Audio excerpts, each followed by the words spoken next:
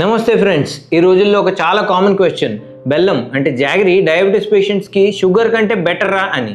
ప్రతి ఇండియన్ కిచెన్లో బెల్లం ఉంటుంది, ఇంకా ట్రెడిషనల్గా కూడా వాడకం ఉంది. అందుకే పీపుల్ న్యాచురల్లీ అనుకుంటారు బెల్లం హెల్దీ, సో డయాబెటీస్ పేషెంట్స్కి కూడా సేఫ్ అని. ఒక రియల్ ఎగ్జాంపుల్ చెప్తాను. ఒక పేషెంట్ వచ్చారు, వాళ్ళు షుగర్ కంప్లీట్లీ ఆపేశారు, కానీ బెల్లం డైలీ డైట్లో యాడ్ చేసుకున్నారు. టీ, కాఫీల్లో, స్వీట్స్లో హెల్దీ ఆల్టర్నేటివ్ అని భావించి యాడ్ చేశారు. రిజల్ట్, వాళ్ళ బ్లడ్ షుగర్ కంట్రోల్ అవ్వటం లేదు. ఇక్కడే అన్నిటికంటే పెద్ద కన్ఫ్యూజన్ ఉంది. ఫస్ట్ బెల్లం అండ్ షుగర్లో డిఫరెన్స్ ఏంటి అనేది అర్థం చేసుకుందాం.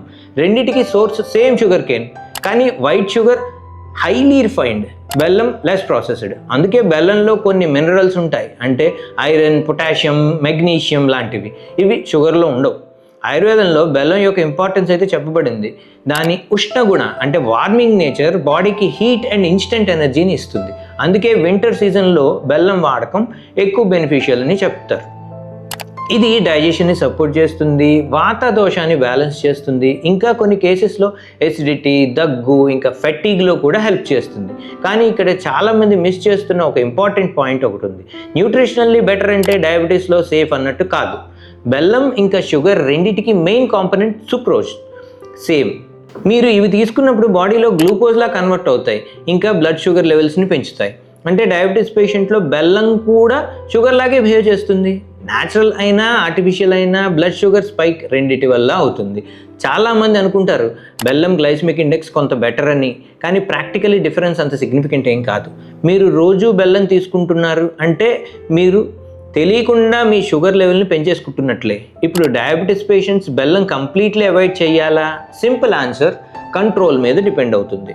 మీ డయాబెటీస్ అన్కంట్రోల్డ్గా ఉన్నట్లయితే బెల్లం ఖచ్చితంగా అవాయిడ్ చేయడమే బెటర్. బట్ కంట్రోల్లో ఉన్నట్లయితే చాలా తక్కువ క్వాంటిటీలో బ్యాలెన్స్డ్ మీల్తో పాటు తీసుకోవచ్చు. కానీ డైలీ హ్యాబిట్లా మాత్రం తప్పే. మరియు ఒక ఇంపార్టెంట్ విషయం, బెల్లం కూడా ఎక్సెస్ క్వాంటిటీలో తీసుకోకూడదు. అలా తీసుకుంటున్నట్లయితే బాడీలో హీట్ పెంచుతుంది, మెటబాలిక్ హీట్, వెయిట్ గెయిన్ అవుతుంది, మరియు మెటబాలిజం డిస్టర్బ్ అయిపోతుంది. అందుకే ఫోకస్ కేవలం షుగర్ వర్సెస్ బెల్లం మీద మాత్రమే ఉండకూడదు. Focus overall lifestyle and sugar control మీద ఉండాలి.